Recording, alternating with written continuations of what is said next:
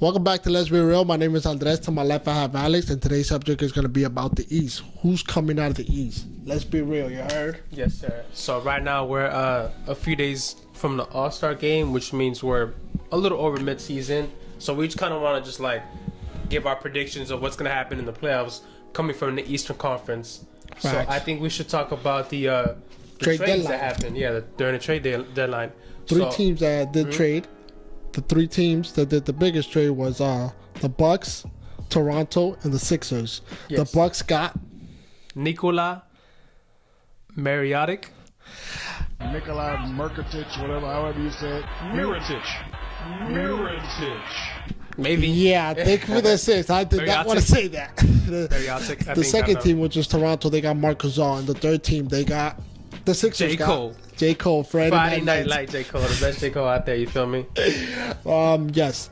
For me, out of those three teams that did those trades, on paper wise, Marc Gasol is the best. Is the best fit Yeah. for Toronto.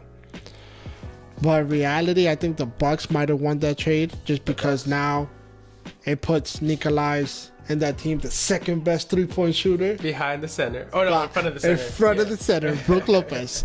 And I just think it's really going to help him out on Giannis.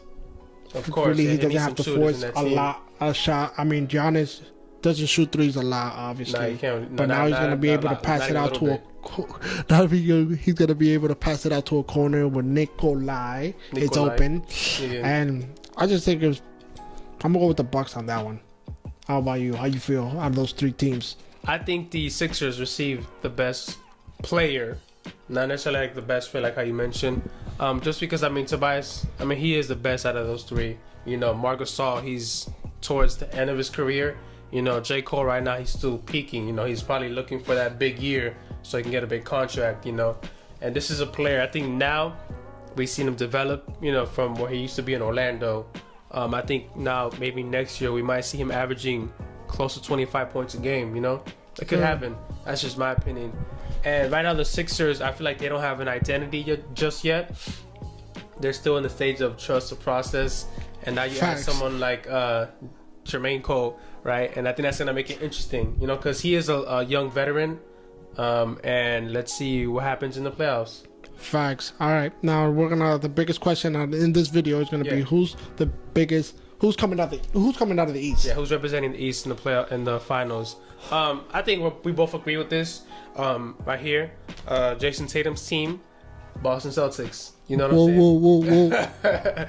Whoa.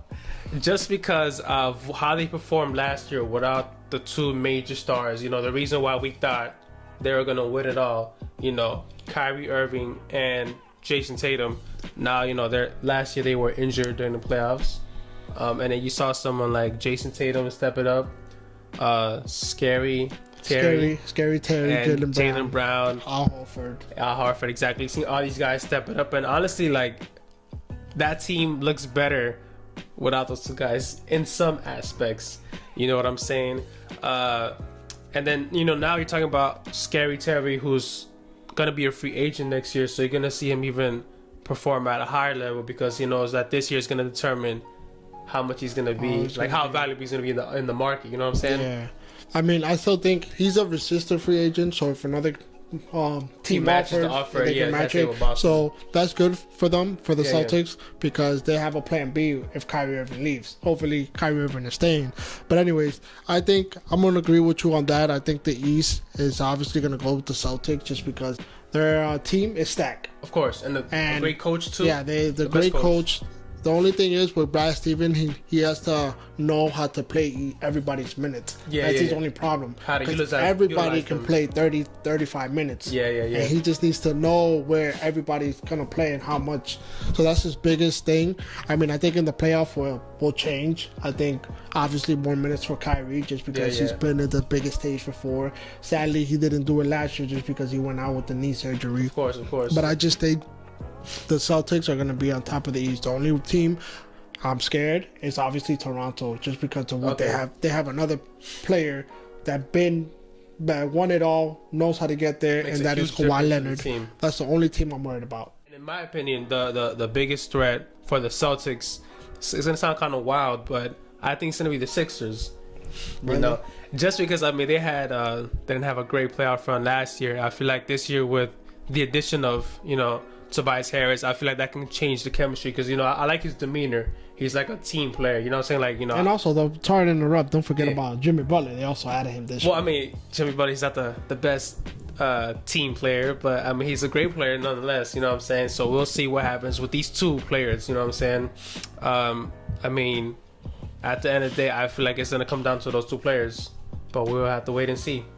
Facts. I mean, yes, but I do think another team that would have been dangerous would have been the Pacers. Yeah, but obviously, when Victor Oladipo went down, that team is stacked. That's another team that's stacked with young talent that wants to win now. Yeah, and they're well coached. They're just really good not for some reason. They're a really good team, and they would have been a threat if Victor Oladipo would have been healthy.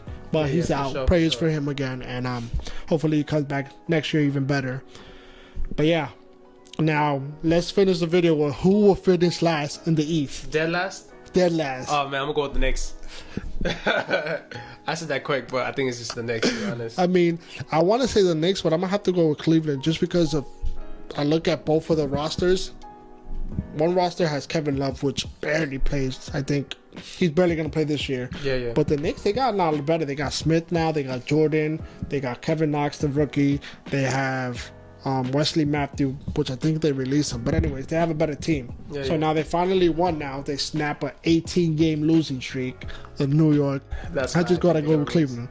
But yeah, this will do it. Thank you guys for watching. Make sure you guys like, subscribe, and comment. And you already know who we got out of the East. Who do you guys have coming out of the East? Comment down below. You have anything you want to say? Just drop a comment, please.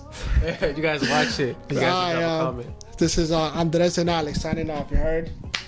Yes, sir.